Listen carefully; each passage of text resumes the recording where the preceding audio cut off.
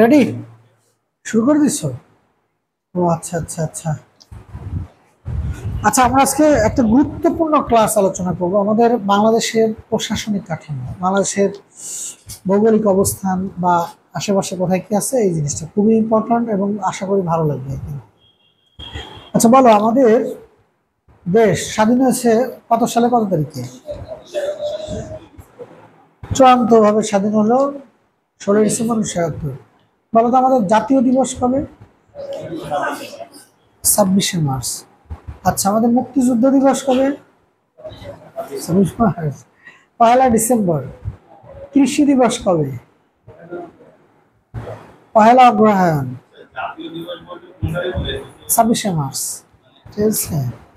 আচ্ছা, এরপরে আমরা যেটা বলতে চাচ্ছি, খেয়াল করি, আমরা যদি একেবারে প্রশাসনিক ছোট ইউনিট থেকে শুরু করি, একেবারে প্রথমে কি থাকে আমাদের? ধরো পরিবার, পরিবার মিলে কি হয়? পাড়া, পাড়া থেকে কি হয়? কয়েকটা পাড়া মিলে গ্রাম, কয়েকটা গ্রাম মিলে কি হয়? ওয়ার্ড। আচ্ছা, কয়েকটা ওয়ার্ড মিলে কি হয় বলো তো? ইউনিয়ন। আচ্ছা, কয়েকটা ইউনিয়ন মিলে কি হয়? উপজেলা, তাই তো? উপজেলা, উপজেলা থেকে কি হয়? জেলা, জেলা থেকে কি হয়? বিভাগ, বিভাগ থেকে কি হয়? দেশ। আচ্ছা, গেল। এটা আমাদের খেয়াল রাখতে হবে যে কোন ইউনিট থেকে ধারাবাহিকভাবে কি হচ্ছে। এবার আমরা যদি বাংলাদেশের মানচিত্র দেখি, যেভাবে একটা না আঁকলাম, যেটা ধরে নাও, এটা মুছে দিলাম। আচ্ছা, লিখে ফেলে, অসুবিধা নেই। তো আমরা যদি বাংলাদেশের মানচিত্র দেখি, ধরে নিলাম এরকম বাংলাদেশের মানচিত্র। এখন বাংলাদেশের দক্ষিণে কি আছে বলতো? বঙ্গোপসাগর, তাই তো? আচ্ছা, বাংলাদেশের পশ্চিমে বলতো কোন দেশ আছে? ভারত, তাই তো? আচ্ছা, আসতেছি, আরো কথা আছে। উত্তরে কি আছে? কোন দেশ? ভারত। আচ্ছা, পূর্বে কি আছে? ভারত। এদিকে কে আছে? মায়ানমার, তাই তো? মায়ানমার। আচ্ছা, এখন ইংরেজি শব্দ বা ওদের ওই শব্দের উচ্চারণ যেভাবে করো, অং সাং সুকিও হয়, সুচিও হয়, হ্যাঁ, তুমি যেভাবে উচ্চারণ করো, ওটা তো বাংলা শব্দ না যে আমাদের বাংলা হবে। এবার প্রশ্ন হচ্ছে, এই যে বাংলাদেশ, বাংলাদেশের পশ্চিমে বা উত্তরে, পূর্ব দিকে চারিপাশে আমরা কি লিখছি? ভারত। এখন ভারতের তো অনেকগুলো প্রদেশ আছে, অনেকগুলো জেলা আছে।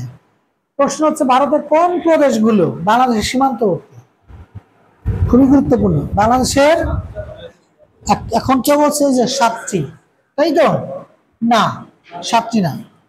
ভারতের মোট 5টি প্রদেশ হচ্ছে কি বাংলাদেশের সীমান্তবর্তী। তাহলে কয়টি প্রদেশ? 5টি প্রদেশ। ভারতের 5টি প্রদেশ বাংলাদেশের সীমান্তবর্তী। প্রশ্ন হচ্ছে, সেই 5টি প্রদেশ কিভাবে মনে রাখবো? মনে করো আমার এখন হঠাৎ করে এখান থেকে ত্রিপুরা যেতে ইচ্ছে করলো, আমি তো হুট করে যেতে পারবো না অতি দ্রুত।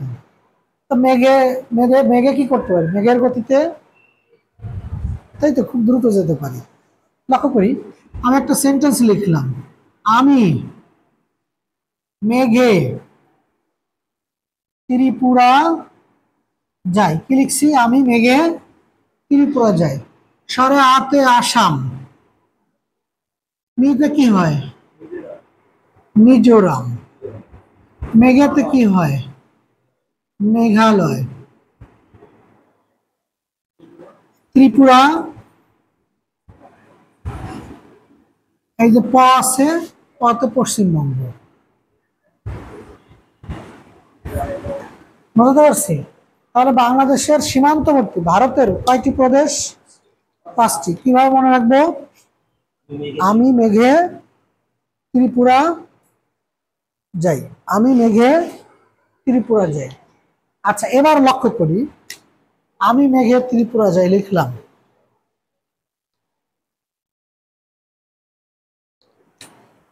এবার খেয়াল করো কোন প্রদেশ কোথায় অবস্থিত, এটা কিন্তু ইম্পর্টেন্ট। কোন প্রদেশ কোথায় অবস্থিত, বোর্ডের দিকে সবাই একটু খেয়াল করি। আচ্ছা, মানচিত্রে সাধারণত দক্ষিণ পাশে কি থাকে? এই যে নিচের দিকে দক্ষিণ। আচ্ছা, উপরে কি থাকে? উত্তর। এই পাশটা কি? পশ্চিম। আর এটা কি থাকে? পূর্ব। এখন লক্ষ্য করো, আমাদের এই যে বাংলাদেশ মানচিত্র, বাংলাদেশের পশ্চিমে এইখানে যে শব্দগুলো আমি লিখেছি, এইখানে পশ্চিম লিখছি কার সাথে, কোন শব্দের সাথে? পশ্চিমবঙ্গ। তার মানে বাংলাদেশের পশ্চিমে ভারতের কোন প্রদেশ? পশ্চিমবঙ্গ। মনে থাকবে, বাংলাদেশের পশ্চিমে ভারতের পশ্চিমবঙ্গ। এখন লক্ষ্য করো, পশ্চিমবঙ্গ এখান থেকে শুরু করে এই পর্যন্ত, ধরো এই পর্যন্ত খেয়াল করি। পশ্চিমবঙ্গ যদি এদিকে থাকে, এই পর্যন্ত যদি থাকে, এখন আমরা পশ্চিমবঙ্গ বলতে দেখো যে কলকাতা বলি না, পশ্চিমবঙ্গ। বুঝতে পারছি? তো বাংলাদেশের পশ্চিমে পশ্চিমবঙ্গ, দক্ষিণে কি বলছি, যে লিখছি বঙ্গোপসাগর। আর এদিকটা কি বলছি এখানে? মায়ানমার। দেখো তাহলে আমাদের এই দিকটা পুরোটা ক্লোজ করে দিয়েছে দক্ষিণে। এখান থেকে শুরু করে এই পশ্চিমটা পুরোটাই, এটা কি? পশ্চিমবঙ্গ। তাহলে বাংলাদেশের পশ্চিমে পুরোটাই কি? ভারতের পশ্চিমবঙ্গ। এবার আমরা আসবো হচ্ছে উত্তরে। এখন উত্তরে যদি আমি বললাম যে উত্তরে কিসের কথা বলছি, এখানে এইটুকু তো উত্তর নাকি? বাংলাদেশের উত্তর না এখানে? এখানে তো উত্তর নাকি? তার মানে উত্তরে কিছুটা পশ্চিমবঙ্গের কিছুটা পড়ছে কিনা? তাই বাংলাদেশের উত্তরে কি পড়ছে? পশ্চিমবঙ্গ পড়ছে কিনা? পড়ছে, পশ্চিমবঙ্গ পড়ছে। আচ্ছা, এখন তোমরা এইভাবে মনে রাখো, দেখো ম্যাপ, উপরে কি লিখছি আমি? ম্যাপ। কি লিখছি? ম্যাপ। আচ্ছা, ম্যাপে মেঘালয়, এখানে কি হয়? মেঘালয়। সারা হাতে আসাম, আসামটা হচ্ছে তোমার এখানে আসাম। মজার ব্যাপার হচ্ছে আসামের দেখো এখানে কিছু অংশ, আবার এইভাবে এসে এখানেও আসাম, এখানে কি? আসাম। তাহলে মেঘালয়টা কিন্তু এটা এরকম। বোঝাতে পারছি কিনা? আসতেছি পরে। তুমি যে জিনিসটা বোঝার সেটা আগে বুঝো, যে পশ্চিমে পুরোটাই কি? ক্লিয়ার? উত্তরে এখানে এইটুকু কি? পশ্চিমবঙ্গ। এইখানে এটা কি? আসাম। আর এখানে এটা কি? তাহলে মেঘালয় কিন্তু এখানে এই যে অনেকটা, এই আসামের এক প্রান্ত এখানে স্পর্শ করছে, আর এক প্রান্ত কি এখানে। বোঝাতে পারছি? তাহলে আসামটা এই পাশে এবং এই পাশে দুই পাশে কি স্পর্শ করছে। তাহলে উত্তরে যদি বলি, আমি উত্তরে আছে মেঘালয়, আসাম আর কি পশ্চিমবঙ্গ। বুঝতে পারছি? আর পশ্চিমে পশ্চিমবঙ্গ, দক্ষিণে বঙ্গোপসাগর। এবার আমরা পূর্ব দিকটা আসি। এই পূর্ব দিকটা, পূর্ব দিকে তুমি মনে রাখো আত্রি মামি, কি লিখেছি? আত্রি মামি। আত্রি মামিতে কি হয়? সরা হাতে আসাম, এই যে সে আসাম পূর্ব দিকে আসাম আছে। ত্রিতে এই গ্যাপের মধ্যে এটা কি? ত্রিপুরা। বুঝতে পারছি? এরপরে মায়াকারে মাতে মায়ানমার, এই যে মায়ানমার। এরপর মিতে মিজোরাম,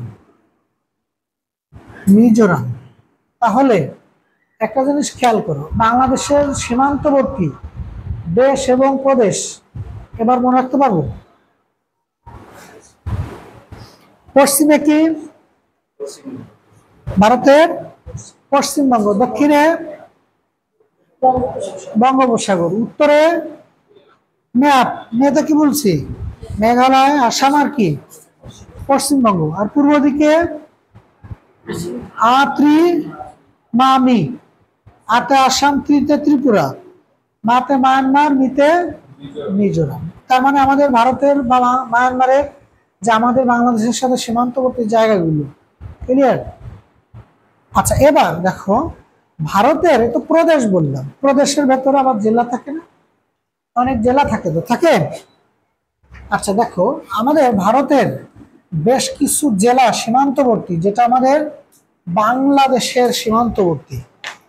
তাহলে ভারতের কিছু জেলা যা বাংলাদেশের সীমান্তবর্তী, তার মধ্যে কয়েকটি জেলা আমি লিখে দেব। দেখো, বাবা, মামু, জন, কচু, আচ্ছা, বিক্রি করে। কি লিখেছি? বাবা, মামু, জন, কচু, বিক্রি করে। আচ্ছা দেখো, বাতে বাহারামপুর, বাহারামপুর, ঠিক আছে, বাহারামপুর। এরপর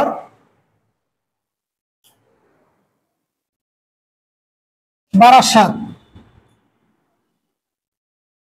বাতে মালদহ,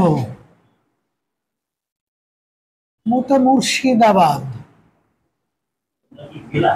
হ্যাঁ, যতে জলপাইগুড়ি, আচ্ছা, নতে নদিয়া, আচ্ছা, কুচবিহার, 24 পরগনা, 24 পরগনা, বীরভূম, বীরভূম, বাকি রইল হচ্ছে কৃষ্ণনগর, কৃষ্ণনগর। তাহলে ভারতের সীমা মানে যেসব জেলা বাংলাদেশের সীমান্তবর্তী, তার মধ্যে কয়েকটি বললাম। বাবা, মামু, জন, কচু, বিক্রি করে। বাবা, বাতে বাহারামপুর, দ্বিতীয় বাতে বারাসাত, মালদহ মুর্শিদাবাদ, জলপাইগুড়ি নদিয়া, কুচবিহার 24 পরগনা, বীরভূম কৃষ্ণনগর। তাহলে বাংলাদেশের সীমান্তবর্তী প্রদেশ এবং জেলা বললাম, বুঝতে পারছি? আচ্ছা,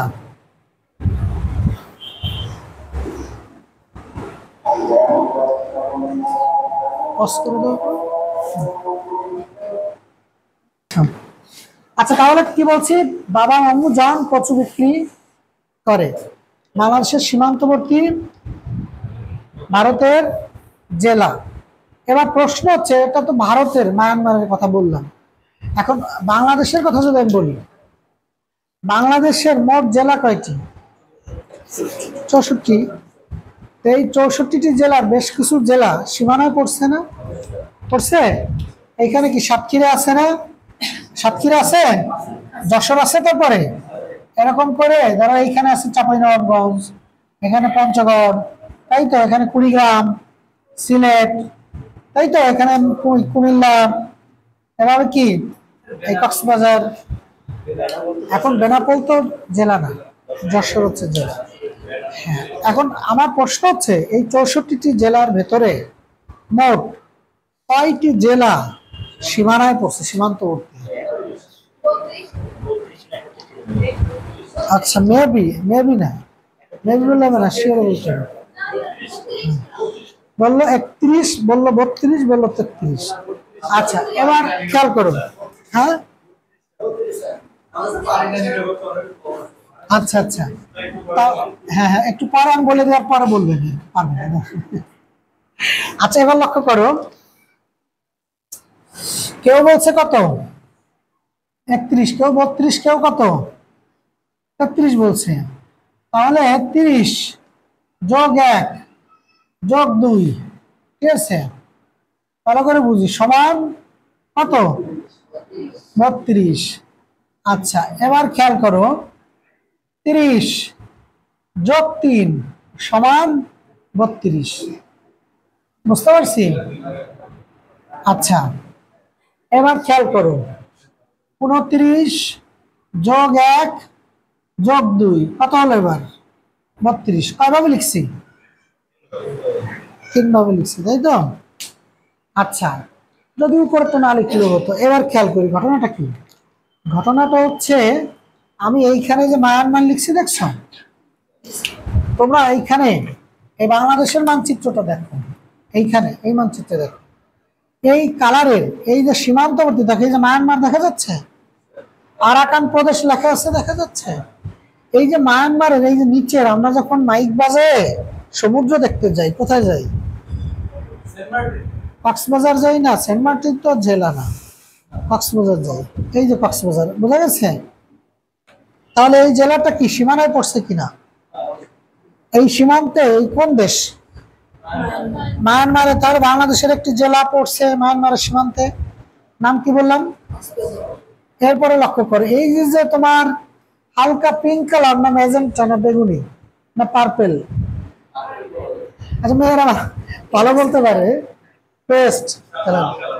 আচ্ছা আল্লাহ বললাম পেঁয়াজ কালার। আচ্ছা এখন শোনো, এই যে বান্দরবান, এই বান্দরবান যে জেলা, এই জেলাও দেখো এই যে সীমানায় মায়ানমারে পড়ছে কিনা, পড়ছে। তাহলে কক্সবাজার এবং বান্দরবান কয়টা হলো? দুটা জেলা। এবার লক্ষ্য করো, এই যে রাঙামাটি, এই রাঙামাটি দেখছ এইখানে মানচিত্রে কি কালার?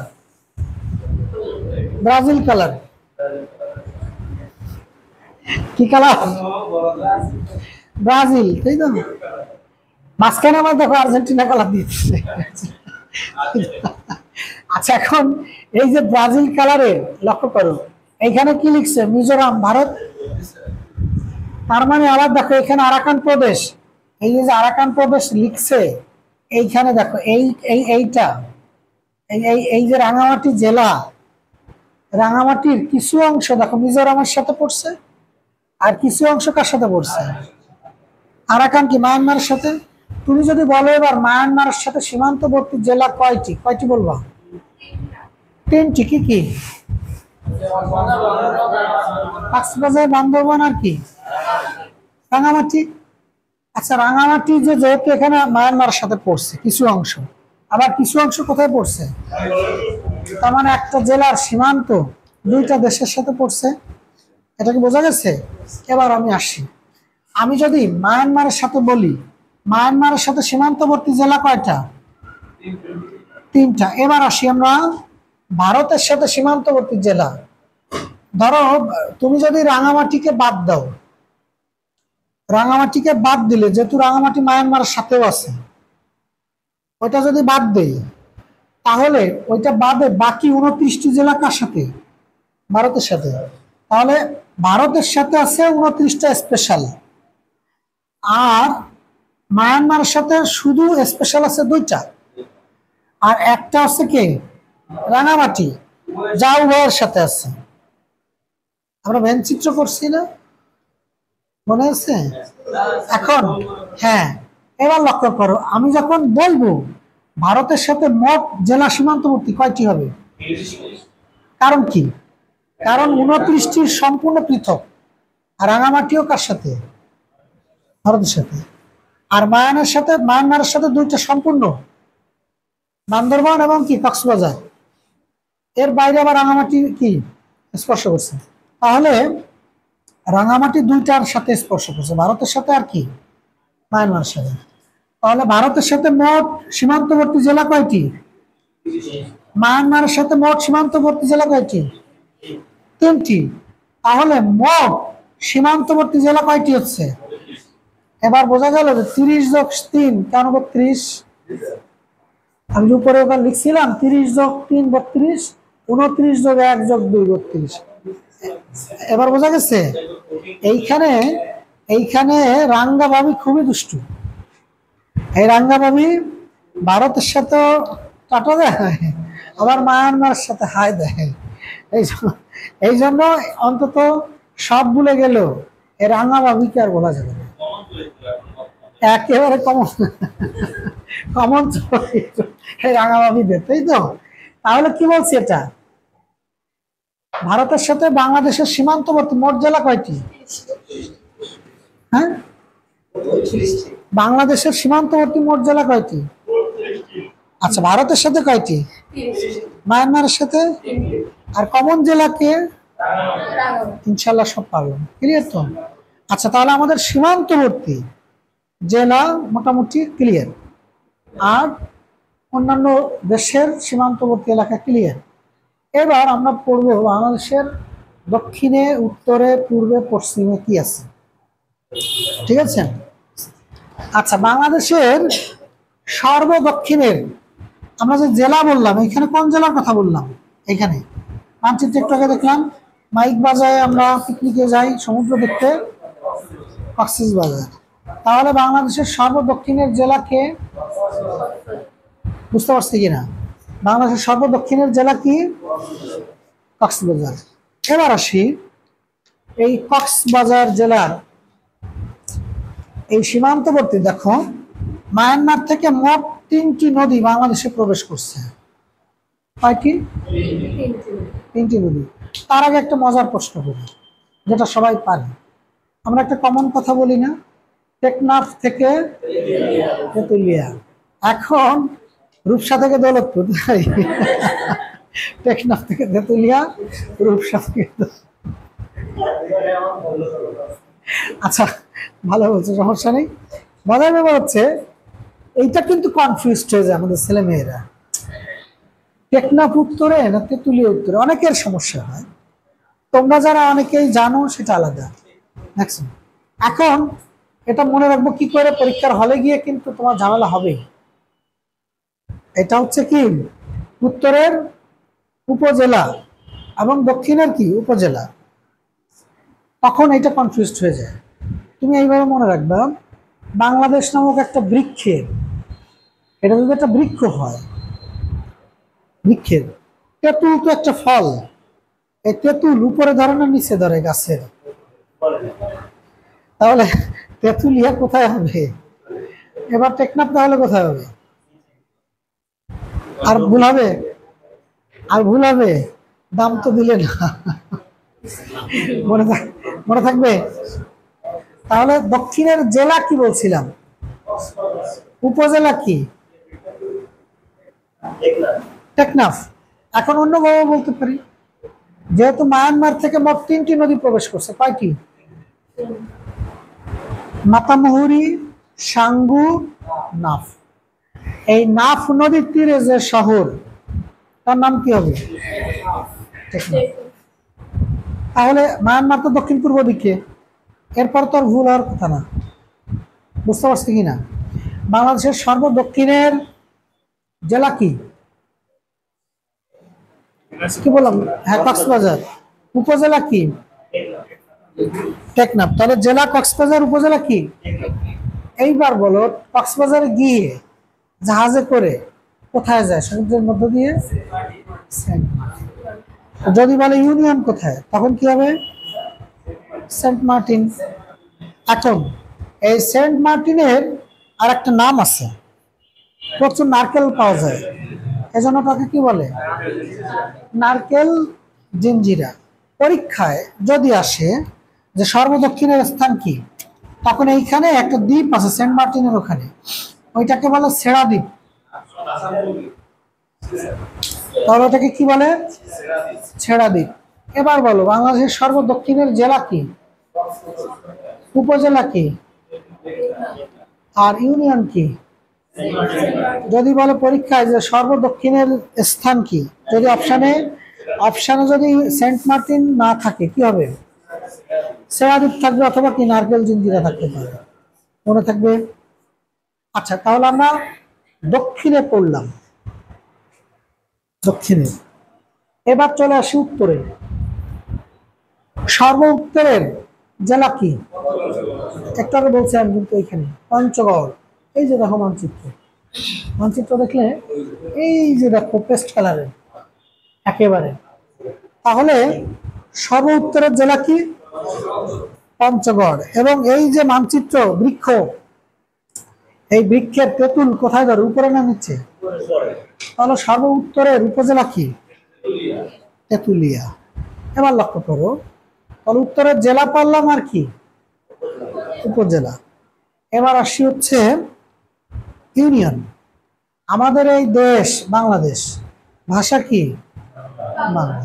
আমাদের এই মাতৃভাষা অন্যদের দেশে যাতে না যায়, আমরা এই জন্য বাংলাকে কি করছি? বেঁধে ফেলছি।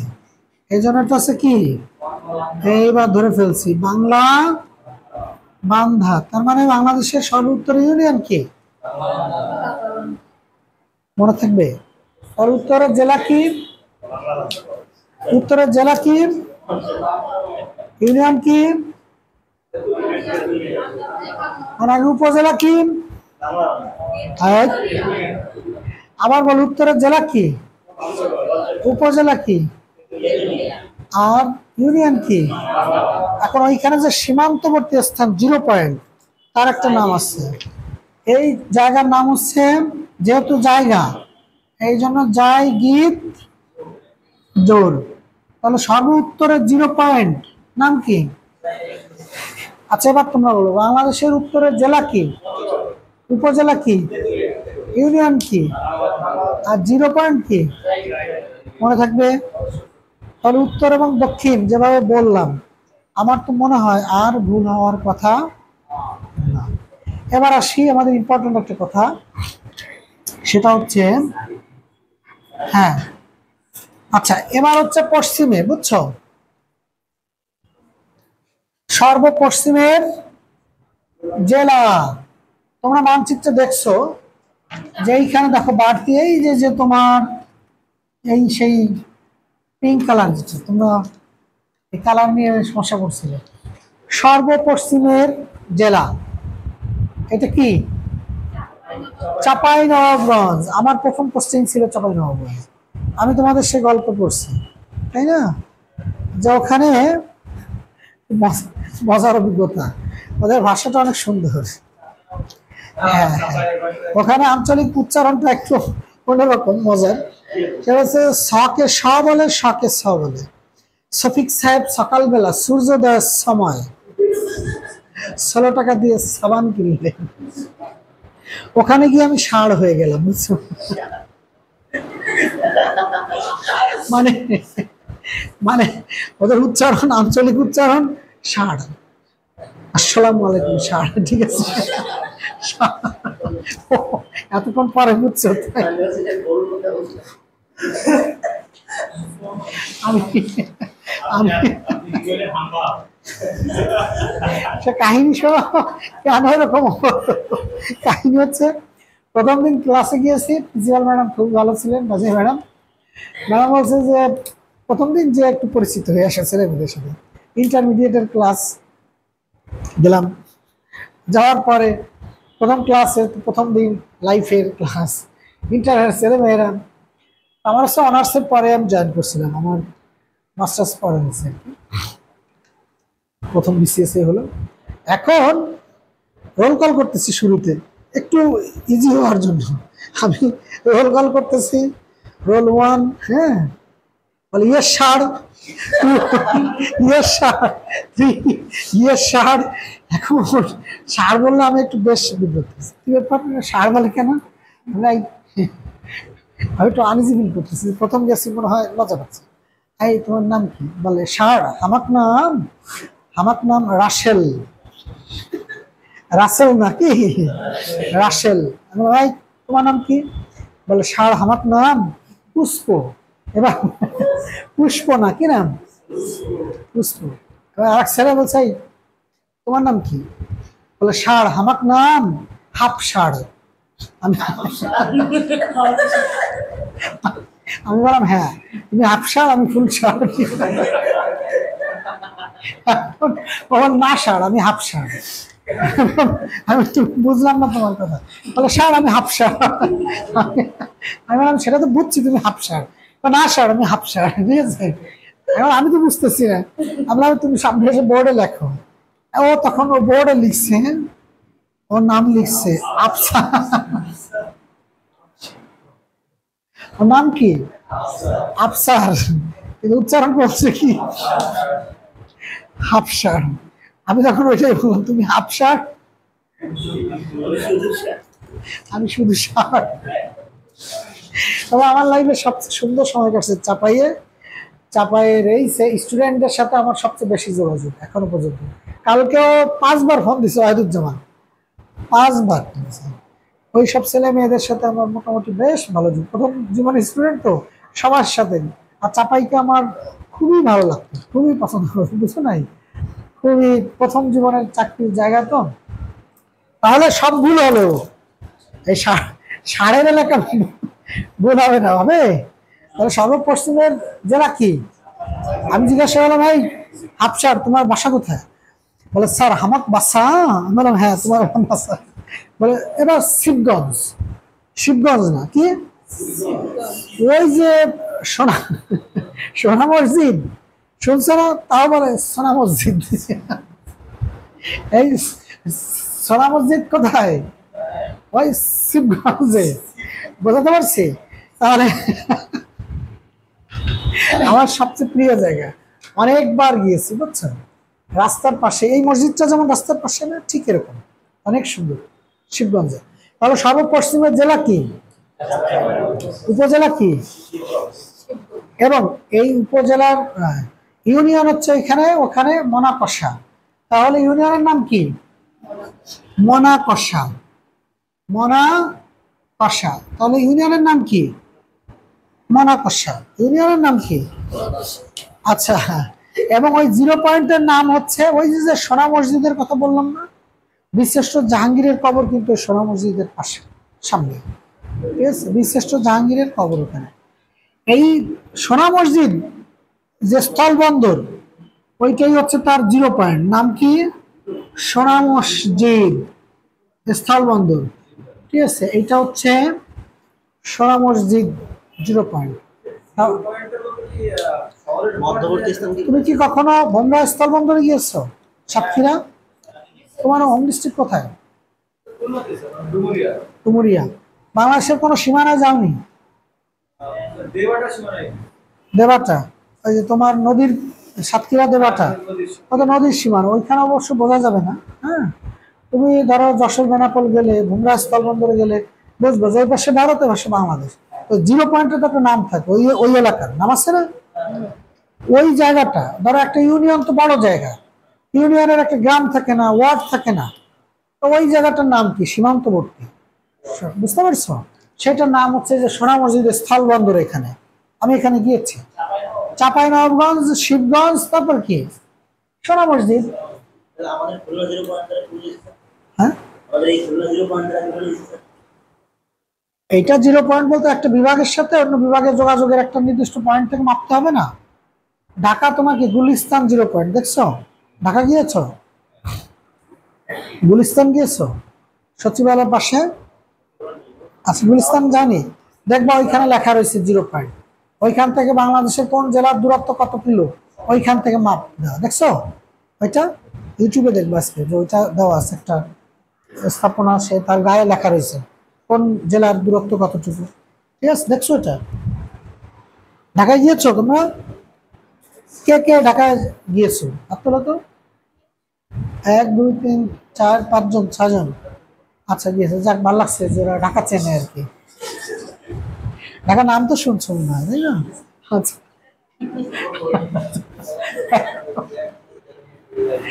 আচ্ছা, আমাদের আসল কথা ফিরে আসি। তাহলে সর্বপশ্চিমের জেলা কি,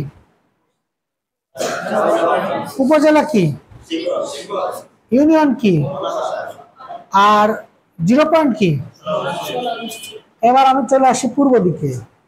এই পূর্ব দিকে বান্দর লাফাতে লাফাতে ঠ্যাং একেবারে চলে গেল থানচির ওদিকে। বান্দর লাফাতে লাফাতে ঠ্যাং চলে গেল কোথায়? থানচির ওখানে। তাহলে সর্বপূর্বের জেলা, যে লাফালাফি করে যে জেলা হলো, সর্বপূর্বের জেলা কি হবে তাহলে? বান্দরবান। দেখো এখানে খেয়াল করে, এই যে যে কালারটা, কমন কালার যেটা বললাম, দেখো এটা সবচেয়ে পূর্ব দিকে কিনা। তাহলে সর্বপূর্ব দিকের জেলা কি? উপজেলা হচ্ছে ওই যে থানচি বললাম না, থানচি। উপজেলা কি? থানচি। আমি কিন্তু লিখে দিতে পারতাম, না লিখে এইভাবে প্র্যাকটিক্যালি দেখালাম যাতে মনে থাকে ভালো। সর্বপূর্বের উপজেলা কি? থানচি। আমি কি বললাম যে বান্দরের ঠ্যাং লাফাতে লাফাতে চলে গেছে। তাহলে বান্দরের ঠ্যাং মানে আখাই ঠ্যাং। ইউনিয়নের নাম কি? আখাই ঠ্যাং। এবার মনে থাকবে? তাহলে সর্বপূর্বের জেলা কি? উপজেলা কি? আর ঠ্যাং, কার ঠ্যাং? আখাই ঠ্যাং, আখাই ঠং। মনে থাকবে এবার? এইবার আমি রিপিট করব বন্ধ করে সব। এবার দেখি তোমরা পারো কিনা। সর্বদক্ষিণের জেলা কি? উপজেলা কি? ইউনিয়ন কি? উল্টা বললে না তাহলে? আচ্ছা আবার বলি, বাংলাদেশের সর্বদক্ষিণের জেলা কি? উপজেলা কি? ইউনিয়ন কি? 0 পয়েন্ট বললে, সরি, ওইখানে দক্ষিণের স্থান বললে কি হবে? ছেড়ারি বা অপশনে নারকেল জিঞ্জিরাও থাকতে পারে। উত্তরের জেলা কি? উপজেলা কি? তেতুলিয়া। আর ইউনিয়ন কি? আর 0 পয়েন্ট। পশ্চিমের জেলা কি? উপজেলা কি? ইউনিয়ন কি? আর 0 পয়েন্ট। আচ্ছা, সর্বপূর্বের জেলা কি? উপজেলা কি? আর ইউনিয়ন কি? এবার পাবো। তার মানে কি দাঁড়ালো? আমাদের উত্তর, দক্ষিণ, পূর্ব, পশ্চিম মোটামুটি ক্লিয়ার। এইবার আমরা একটা দারুণ জিনিস শিখবো, খেয়াল করো। সেটা হচ্ছে বাংলাদেশের ওই রাখাই ঠং ওইখানে, বুঝছো? আচ্ছা এবার দেখো, সেটা হচ্ছে সর্বদক্ষিণ পশ্চিমের জেলা এখানে কি? সাতক্ষীরা। এইখানে উপজেলা হচ্ছে কি? শ্যামনগর। শ্যামনগর দক্ষিণ এই দিকটা। আচ্ছা হ্যাঁ, এবং এই উত্তর পূর্বের এইখানে জেলা কি? সিলেট। উপজেলা কি? জকিগঞ্জ। জকিগঞ্জ। তাহলে দক্ষিণ পশ্চিমের জেলা কি? সাতক্ষীরা। আর উপজেলা আর ইউনিয়ন জকি, ও সরি ভুল বলছি, ইউনিয়নটা আমার খেয়াল নেই। তাহলে দক্ষিণ পশ্চিমের জেলা কি? আর উপজেলা আর উত্তর পূর্বের জেলা সিলেট আর উপজেলা জকিগঞ্জ। মনে থাকবে? মনে থাকবে? সব জায়গায় আমি গেছি এখানে বাংলাদেশের এই যে সীমান্তবর্তী, শুধু পঞ্চগড়টা মিস আছে। এখন যাবো ইনশাল্লাহ। সরি, হ্যাঁ কি অনেক আছে। আচ্ছা এবার লক্ষ্য করো, আমরা একটা জিনিস বলি, বাংলাদেশের বিভাগ কয়টা বলো? 7টি। আচ্ছা আমরা একটু লিখি দেখি। আচ্ছা ঢাকা, 2 নম্বর হচ্ছে চট্টগ্রাম। আচ্ছা লিখতে থাকি, দেখি যতগুলো হয়, তারপরে দেখবানি। খুলনা। আচ্ছা এরপর কি? রাজশাহী। এরপর হচ্ছে রংপুর। এরপর হচ্ছে আচ্ছা বরিশাল। আচ্ছা সিলেট, ময়মনসিংহ। সাতক্ষীরা বিভাগ, তাই তো? দক্ষিণের বিভাগ না দেশ? সাতক্ষীরাটা দেশ নাকি?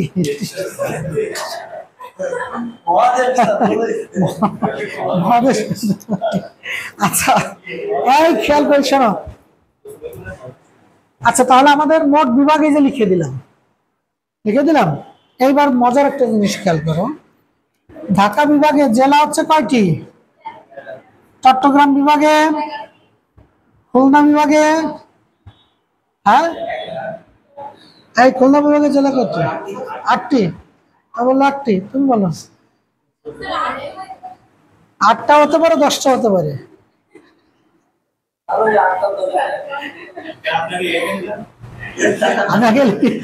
আমি লেখা পারবো না তাই।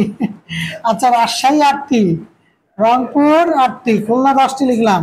আচ্ছা 6টি সিলেট আর ময়মনসিংহ, তাহলে মোট কয়টি হলো? 64। ক্লিয়ার? মনে থাকবে নাকি ভুল হবে? আচ্ছা বাংলাদেশের সীমান্তবর্তী কি দেখালাম? সব, হ্যাঁ সীমান্তবর্তী, তাই তো? প্রশাসনিক কাঠামো যেটা, ভৌগোলিক অবস্থান যেটা, কি ভালো লাগছে?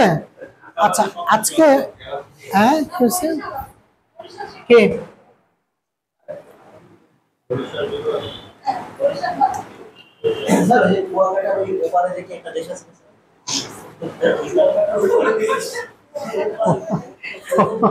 কুয়াকাটা ওই পারে, আজকে বিশ্ব মানচিত্র দেখবা। কুয়াকাটা ওই পাশে। এটা তো পূর্ব দিকে, ওই কুয়াকাটা তো এই যে এইখানে পটুয়াখালী। তো পটুয়াখালী কি সীমানা নাকি? তুমি বিশ্ব মানচিত্র দেখবা, তোমার আইডিয়া আগে ঠিক করো, কি বুঝবো? আচ্ছা তোমরা মানচিত্র এটা দেখে নিও, ভিডিওতে দেখে নিও। আচ্ছা আচ্ছা শোনো, এবার একটু থাকুক, অসুবিধা নেই, অন্যদিকে কাজ করি। এদিকে দারুণ একটা জিনিস খেয়াল করো, বাংলাদেশের ভূপ্রাকৃতিক বৈশিষ্ট্য অনুযায়ী কয়টা ভাগে ভাগ করা হয়েছে? ভূপ্রাকৃতিক বৈশিষ্ট্য কি? মাটির গঠন অনুযায়ী, ভূপ্রাকৃতিক ভূমি অনুযায়ী বাংলাদেশের কয় ভাগে ভাগ করছে? 3 ভাগে। কি কি? একটা হচ্ছে টারশিয়ারি যুগের পাহাড়, তারপর কি প্লাইস্টোসিন যুগের সোপান, সাম্প্রতিককালের প্লাবন সমভূমি। আচ্ছা তাহলে 1 নম্বর কি? আচ্ছা টারশিয়ারি যুগের পাহাড় সমূহ। আচ্ছা 2 নম্বর হচ্ছে প্লাইস্টোসিন যুগের সোপান সমূহ। আচ্ছা 3 নম্বর হচ্ছে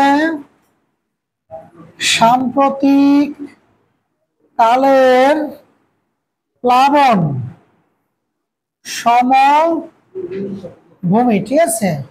আচ্ছা এবার খেয়াল করি কি বলছি। টারশিয়ারি যুগের পাহাড়, প্লাইস্টোসিন যুগের সোপান, সাম্প্রতিক কালের প্লাবন সমভূমি। বাংলাদেশের মানচিত্র যে এঁকে রাখিছি বোর্ডে, এবার দেখো খেয়াল করে, সেটা হলো এই যে সিলেট এলাকা, সিলেট এদিকে, আর চট্টগ্রাম এলাকা, এই ব্যাপক এলাকা। তোমরা কি কখনো সিলেট বা চট্টগ্রামের দিকে কেউ গিয়েছো? এখান থেকে আব্দুল্লাহ গিয়েছো? আর কেউ যাওনি? তাহলে বুঝতে পারবা না যে পাহাড় কত সুন্দর। তুমি একবার পাহাড়ে গেলে তুমি ইমোশনাল হয়ে পড়বা। অবশ্যই এটা ম্যান টু ম্যান ভেরি করে। আমরা একবার আমাদের, যাই হোক, আমরা একটা বড় টিম গিয়েছিলাম পাহাড় দেখতে, বান্দরবনে গেলাম। সেই নীলগিরি এত উঁচু, অনেক উঁচুতে, অসম্ভব সুন্দর একটা জায়গা। ওইখানে ওঠার পরে আমি একটু বলি তাহলে বুঝতে পারবো। সাধারণত ধরো এই ফ্লোর থেকে এই ছাদ মনে করো 3 মিটার, 39.37 থেকে 1 মিটার। তো তোমার প্রায় 3 মিটার হচ্ছে কি এই ছাদ। তা তোমার 10 তলা একটা ভবন যদি হয় তাহলে কয় মিটার হচ্ছে? 30 মিটার। তুমি 10 তলার উপর থেকে নিচের দিকে তাকালে ভয় লাগে না? হ্যাঁ, তুমি ওই ইসলামিক হাসপাতালের ছাদ থেকে গিয়ে নিচের দিকে তাকাই দেবো, কোনায় যে, ভয় লাগে না? তোমার 30 মিটার উপর থেকে যদি এই অবস্থা হয়, তা তুমি এই 1230 মিটার হচ্ছে প্রায় 1200 মিটারের প্রায় কাছাকাছি তুমি উঠছো। তার উপর থেকে যখন নিচের দিকে তাকাবো কি অবস্থা বুঝো। মজার ব্যাপার হচ্ছে এখনকার দিনে তুমি যদি নীলগিরি যাও, নীলাচল যাও, ওইখানে ওই উপর থেকে নিচের দিকে তাকালে 10 তলা, 15 তলা, 20 তলা বিল্ডিং গুলো ওই মুরগির ডিমের মতো দেখা যায়, ছোট ছোট। বুঝো না কি বুঝতেছি?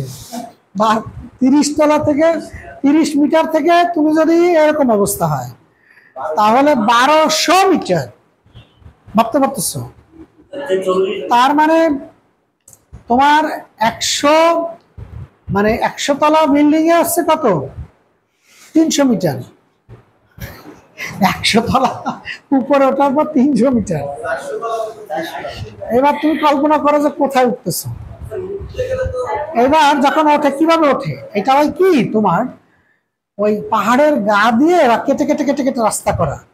এখন কল্পনা করো যে একটা মোটা গাছ, ধরো গাছের কোনা দিয়ে খাত কেটে কেটে কেটে কেটে এরকম ভাবে করা, পাহাড়টা ওরকম পাহাড়ের চারপাশে কেটে কেটে কেটে কেটে রাস্তা করা, ঘোরায় ঘোরায় ঘোরায় ঘোরায়। তুমি ওই এই মসজিদের যে মিনারে ওঠে না, দেখবা ভেতরে এরকম সিঁড়ি, একেবারে ওইভাবে ওই রাস্তাগুলো এরকম, মোড়গুলো এত ডেঞ্জারাস যে, সাজেকে গিয়েছো তুমি? তাহলে তো ধারণা আছে, কত ধারণা আছে। তাহলে পাহাড়ের উপরে, আমি সেটাই বলছি, ওখান থেকে কত সুন্দর লাগে উঠতে গেলে। ওই গাড়িগুলোকে বলে চাঁদের গাড়ি। কি বলে? ওই যে তোমার জিপ গাড়ি আছে না সেনাবাহিনীর, ওই পাওয়ারফুল খুব গাড়িগুলো, উপরে সাধারণত খোলা থাকে এবং রড এভাবে আটকানো, চার কোনা করা থাকে, ভেতরে মনে করো এভাবে উঠে এভাবে ধরে দাঁড়ানো যায়। তোমার এই সাইজের রড দেওয়া, বুঝো না? এরকম করে এই যে, এই যে তুমি এই যে এখানে মনে করো ভেতর দিয়ে উঠে ফাঁকা সাপ খোলা ধরে লাগো। এখন দেখা যায় কি অসাধারণ, কিরকম, ওই যে দূরে অনেক উঁচু পাহাড় দেখা যাচ্ছে, অনেক উঁচু পাহাড়। তো তুমি যখন ওই পাহাড়, আমরা জিজ্ঞাসা করতাম ড্রাইভারকে, আচ্ছা আমরা কি অত উঁচুতে উঠবো? বলে হ্যাঁ। ও মাই গড, কখন জোর উপরে এইভাবে বাঁকা হয়ে এভাবে ঘুরে ঘুরে ঘুরে ঘুরে উঠছে। হ্যাঁ, আমরা বলতাম যে কি ব্যাপার, আমরা সে পাহাড়, হ্যাঁ এই যে পার হয়ে গেলাম, আরো অনেক উঁচুতে উঠবো। এইভাবে উঠতে উঠতে উঠতে যখন মোড় ঘুরে, এত ডেঞ্জারাস, মোড়ের ওই জায়গায় বড় লুকিং গ্লাস দেওয়া থাকে, যে ওই গ্লাসের মধ্যে থেকে ওই পাশের গাড়িকে দেখা যায়, কারণ আমরা তো এদিকে যাচ্ছি আর ওরা ওদিক থেকে আসতেছে। তখন ওই লুকিং গ্লাসের মধ্যে আড়াল তো, আমি ওকে দেখবো আর ও ওর মধ্যে আমাকে দেখবো, তখন সাবধান হয়ে যাবে। পাহাড়ের উপরে না, ওখান থেকে যদি গাড়ি সহ কখনো পড়ে, মানুষ তো দূরের কথা, রক্ষণাবেক্ষণ যন্ত্র দিয়ে ওই গাড়িও কোনোদিন খুঁজে পাওয়া যাবে না। বুঝতে, সে বুঝতে পারলি সেই চোখ বন্ধ করে, তাই তো মনে হচ্ছে না সে গল্প? এসব গল্প আমি রেকর্ড করে এইখানে দিব ছোট ছোট করে, বুঝছো? ভাবতেছি আর কি। এবার খেয়াল করো, এইভাবে উঠতে উঠতে উঠতে উঠতে যখন ওই পাহাড়ের উপরে উঠছি, ওঠার পরে ওইখানে এই যে আমরা মেঘ দেখি না, তা আমরা তো মেঘের উপর উঠে গেছি। তখন তোমার ওই মেঘ ভেসে ভেসে যায় না, মেঘ ওই তোমার তুলার মতো বা ধোঁয়ার মতো, পেঁজা তুলার মতো, তখন গায়ের পাশ দিয়ে ওই মেঘ ভেসে বেড়াচ্ছে। তুমি এবারে ফিলিংসটা কল্পনা করো তো, যে তুমি এত উপরে উঠছো যে মেঘ ভেসে বেড়াচ্ছে আর তুমি তার মধ্যে দাঁড়িয়ে আছো। কল্পনা করো তো। না ও যে গরম না, গরম না, গরম না, ঠিক আছে ওই সময়টা, না না না না অসুবিধা নেই। এবং যখন আমি ওই সীমান্তে গিয়ে যখন পাহাড়ের কোনায় একা একা দাঁড়ায়, বিশ্বাস করো চারিদিকে তাকাচ্ছি, আমার নিজের অনুভূতিটা এরকম যে একটা আমের ভেতরে পোকা হয় না, আম তো অনেক সুস্বাদু ফল, পোকা ওই সুস্বাদু ফল খায়, ওর ভেতরে জীবনযাপন করে, ওর ভেতরেই বড় হয়, ওর তো জগৎ সম্পর্কে কোনো ভাবনা নাই। কিন্তু কোনো একদিন যদি একটা পোকা ওর ভেতর থেকে কেটে কেটে কেটে খোসার বাইরে আসে আমের, এবং ও যদি এই মহাবিশ্ব দেখে হঠাৎ করে, ও যদি মানুষ হতো, ও যদি সেন্স থাকতো, হার্ট ফেল করে মরে যাওয়ার কথা না। ও মাই গড, আমি এতদিন কোথায় ছিলাম, এই মহাবিশ্ব কত বড়, কি অবস্থা। আমার অবস্থা অনেকটা ওইরকম যে পৃথিবী এত সুন্দর হতে পারে, পাহাড়ের যে সৌন্দর্য, আমি ওইখানে দাঁড়ায় বিশ্বাস করো, এই যে মেঘ ভেসে বেড়াচ্ছে, তা আমার চারপাশ দিয়ে ওই নিচে অনেক প্রকৃতি, অনেক সুন্দর, ভালো লাগতেছে, আমার চোখ দিয়ে পানি এসে গেছে, টপটপ করে জল পড়তেছে। আমার সাথে যারা আমাদের কলিগ গেছেন, আমরা কলিগরা গেছিলাম ফ্যামিলির সঙ্গে, এখন তাদের মধ্যে একজন কলিগ, তিনি পেছন থেকে এসেই আমাকে পিঠে থাবা দিয়ে বলতেন, ইসমাইল সাহেব টাকা খরচ করে মাটি দেখতে আসেন কি কি? আমি বললাম জি স্যার। আমি আর কি বলবো, আমি তো স্পিকার হয়ে গেলাম। তখন আমি বললাম জি স্যার, চলেন ওদিকে চাই। স্যার আপনি আপনি যান, এখানে আমি সুন্দর সুন্দর মেয়ের আছে, আপনি যে ওইগুলো দেখেন স্যার, আমি এগুলো দেখি, ঠিক আছে? বলে জি স্যার। কি বলবো বুঝছো, এই জন্য বলি যে তোমরা তোমাদের যা কিছু আছে তাই নিয়ে প্রস্তুত থাকো, একটা ভালো চাকরি পাও, জীবনে গাড়ি বাড়ির দরকার নেই, একদম ওটার মাথায় আনা যাবে না, লাইভে টাকা জমাতে হবে আর এই দেশ প্রকৃতি এইগুলো জানতে হবে।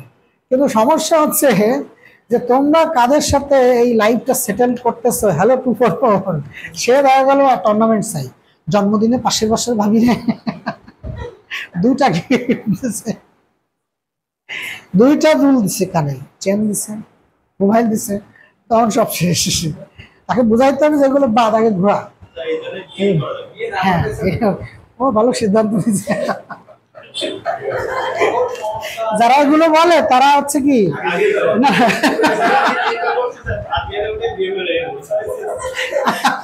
আমি খুব ভালো করেই বলছি, মা মা মা ভাইয়ের প্লেটে করে ভাত দাও, ভাত যে কার লাগবে আমি বুঝতেছি, ঠিক আছে বুঝতে পারছি। এখন হ্যাঁ কেছে আচ্ছা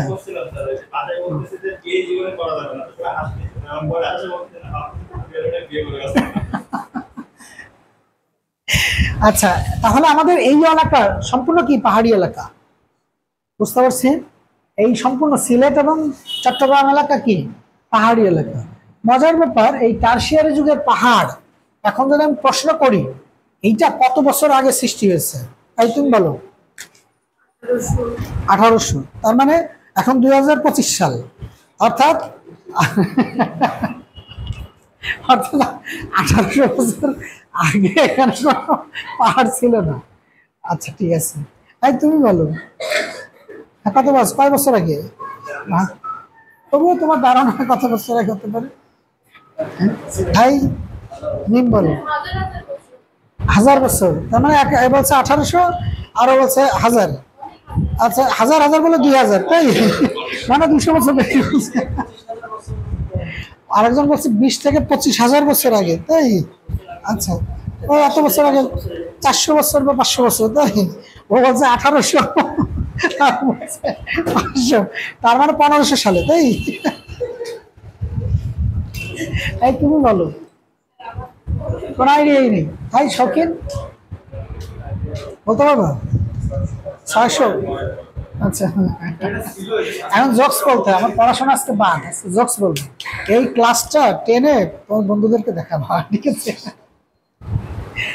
এই যে গল্প করলাম গল্প শোনানোর জন্য, এক কামার তার মাকে নিয়ে ট্রেনে যাচ্ছে, যখন হার্ডিঞ্জ ব্রিজ পার হচ্ছে, হার্ডিঞ্জ ব্রিজটা কি পুরো লোহার, এরকম মোটা মোটা লোহার বিলার পাত, অনেক লোহা না। এখন ওর মাকে অধর কামার, অধর বলছে দেখেছিস মা কত লোহা, হ্যাঁ রে অধর অনেক লোহা, এই লোহাগুলো পেলে আমাদের অনেক দাম অতি হতো। এখন বলছে যে বলতো মা এখানে কত কেজি লোহা হবে, ওর মা বলছে তার তো 5 কেজি হবেই।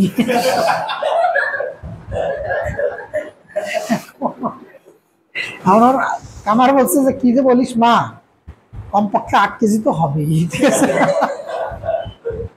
এখন এ বলে 400 বছর, ও বলে 1000 বছর, ও বলে 1800 বছর। এই পাহাড়গুলো সৃষ্টি হয়েছে আজ থেকে 10 কোটি বছর পূর্বে, তাহলে টারশিয়ারি যুগের পাহাড় কত, 10 কোটি বছর মনে থাকবে, 10 কোটি বছর পূর্বে, ঠিক আছে। আচ্ছা এবার এই পাহাড়গুলোর সবচেয়ে বৃহত্তম আয়তন বেশি জায়গা জুড়ে গারো পাহাড়, এটা হচ্ছে ময়মনসিংহে, আর সর্বোচ্চ পাহাড় হচ্ছে সাফা হাপং, কিন্তু বয়ে ওঠা নেই, এটা হচ্ছে বিজয় বা তাজিওডং, আর 1233 মিটার, আচ্ছা হ্যাঁ 31 মিটার, সাফা হাপং বেশি আর কি ওইটা, আচ্ছা 1231 বিজয় বা তাজিওডং, আর দ্বিতীয় সর্বোচ্চ হচ্ছে কি কাউকারাডাং, এটা হচ্ছে 1230, ঠিক আছে। আচ্ছা 1231, আর হচ্ছে তোমার এইখানে বান্দরবানের চিম্বুক পাহাড়, চিম্বুক পাহাড় বান্দরবানে, এই সবগুলো বান্দরবানে চিম্বুক পাহাড়ের উপর উঠছে, বুঝছো। নীলগিরি ওটা তো পাথর, ক্ষয় হয় ভেঙে যায় অনেক সময় পানি পড়ার সময়, ওইখান থেকেই তো ঝর্ণার পানি, দেখো না অনেক, ওই জায়গাগুলো যাওয়া উচিত, অভিজ্ঞতা হবে। পাহাড় বেয়ে পানি নামে পরিষ্কার, এবং তোমার ওই পানিগুলো ঠান্ডা, গরমের দিনও ঠান্ডা থাকে। মজার ব্যাপার হচ্ছে তোমরা যখন পানি ফিল্টার করে খাও না, ফিল্টারের ভেতরে পানির দেখবে এরকম প্লাস্টিকের একটা ছোট বক্স দেয়, ওর ভেতরে পাথর দেওয়া থাকে। ওর কারণ হচ্ছে পানি ঠান্ডা থাকে। সায়েন্স অসম্ভব সুন্দর একটা আইডিয়া ঠান্ডার জন্য। আচ্ছা তাহলে শোনো, আমি আজকে এটা রাখি, দ্বিতীয় দিন আরো সুন্দর করে একটু পড়াবেন, আমি আরো কষ্ট হয়ে যাচ্ছে, ঠিক আছে? তোমাদের মন খারাপ? ভালো লাগছে এটা?